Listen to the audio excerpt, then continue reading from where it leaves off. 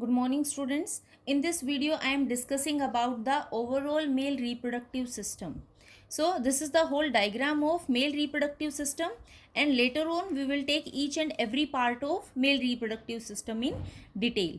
So, let's see the important structures that are present in male reproductive system. See, first one is scrotum. Scrotum is basically a skinny fold that is present outside the abdomen, and this skinny fold is having the primary sex organs present in the males, that is testes. So primary sex organs, that is pair of testes, are present in the inside the scrotum, and this scrotum will be helping in maintaining the temperature. When we see above testis, there is a small structure present that is known as epididymis, and the function of epididymis will be sperms will be formed inside the testis, and from testis it is going to enter into epididymis, and epididymis is going to store it for some time, and then from this epididymis there is a tube like structure that is emerging, and this tube like structure is known as vas deferens.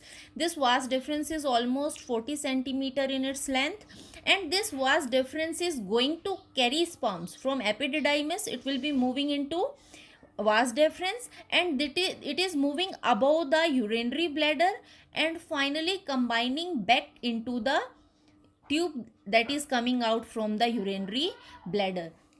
See, this is how vas deferens is coming out, and when it is combining with this duct of urinary bladder, it is receiving some of the secretions, and these secretions will be received by some glands.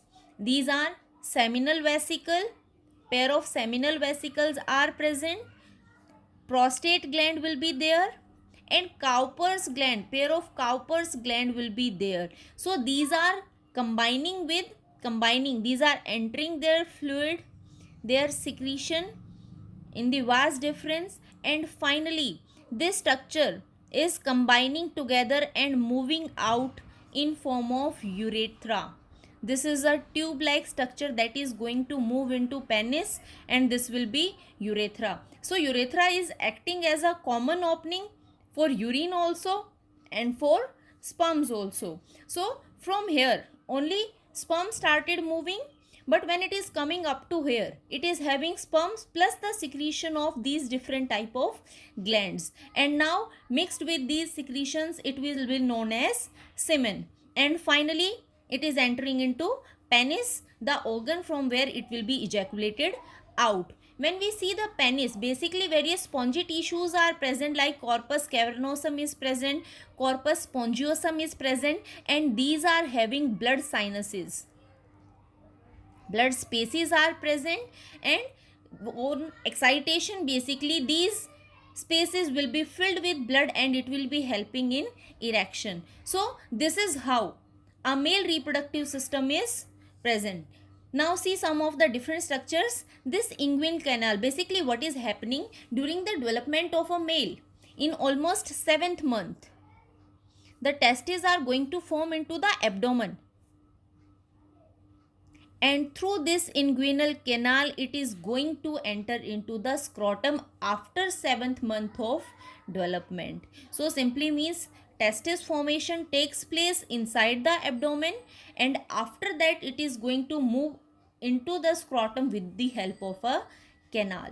Now what these glands are doing, or what this secretion is doing, basically urine is having some acidic character, so some of the secretions are going to neutralize this acidic character.